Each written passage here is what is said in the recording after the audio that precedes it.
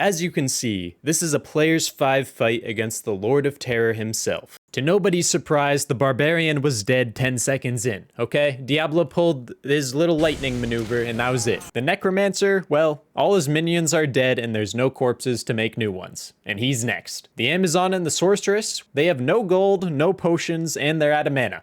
You're broke! They're just waiting to be carried by their team. And by team, I mean the Paladin. But wait a minute, aren't there 2 other classes that should be helping out? Where is the Assassin and where is the Druid? I mean, for all we know, they're probably out in the woods getting stoned.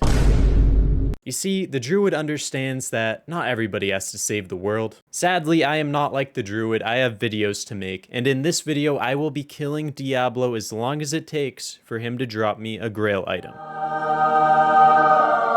But wait. It doesn't necessarily have to be Ethereal's Might, okay? It could be a Torch of Iroh. Technically, it could be anything that I haven't found yet. Regardless of what I find, you actually need to be in Act 4 to kill Diablo. And that, my friends, is not where my journey started. My journey actually started in Act 2, where I discovered something fascinating. I discovered a source of infinite high runes. The greater mummies, which are unkillable because they are magic immune, will continue to respawn the ghosts, which have some of the best rune drop rates in the game. Because of this, you can continuously farm them all day. My estimates are that you will find about 8 to 10 mid runes and 1 to 3 high runes a day using this method. Pretty soon, I'll own all the forum gold in the universe. Anyways, moving on to Act 3, I found an Ist rune in Travancore. Epic. Now, Mephisto dropped nothing, but Hephasto dropped a unique Hellforge hammer, and I don't think I've seen this one before. It's not a very common drop, but I noticed that it had 0 strength requirement. No requirements at all, actually, making this an S tier level 1 starting weapon.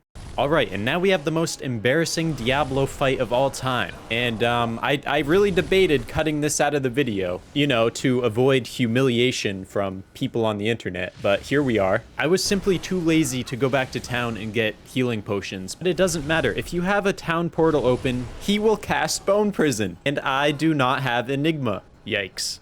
Okay, come on. 1 death in softcore isn't that bad. The problem is that I went straight back into the portal.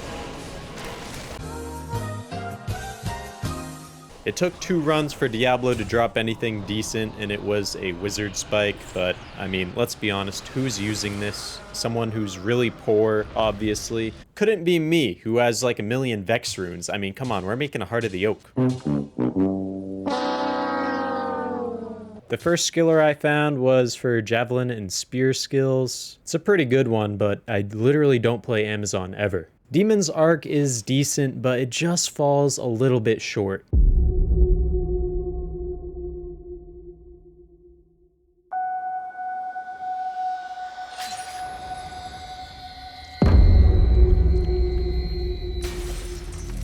Oh boy, here we go. Extra fast minions. Very scary. But the thing is, I'm even faster.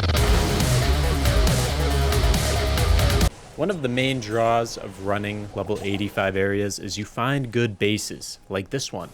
This is for the last wish I'll never be able to make, ever. The unique Tulwar.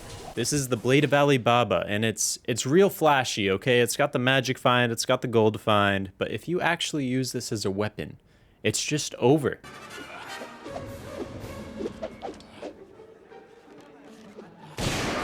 This time around, I did get a Grail item.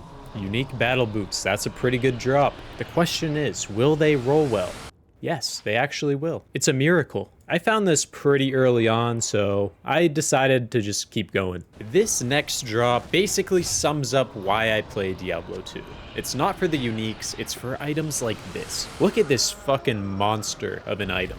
Ethereal with self-repair, 2 open sockets, not the best enhanced damage, but it's something, especially for level 13, 100 to 157 damage. That's crazy. Actually, it's making me kind of depressed that I found this in single player. In fact, I'm done. I'm done with single player after this video. I mean, this isn't even close to how good these items can get. This is missing attack speed, it's not in the best base, the list goes on. But honestly, if I found anything better and I couldn't use it on like a PvP PvP character or something, that would just be sad, man. Anyways, I decided to switch over to some Tal gear. I mean, why not? It's more magic find and more survivability. So purple gang it is. Also, what's up with these Stormcasters just flying off into the distance? The Stormcasters that do that are like 100% carrying high runes, I swear. Speaking of runes, the highest one I found was from Diablo himself, an Ist rune.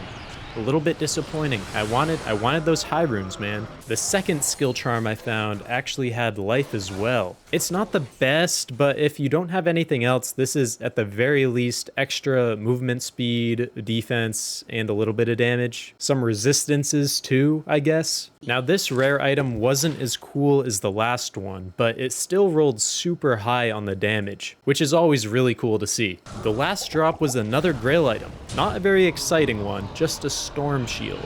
But anyways, that's the video.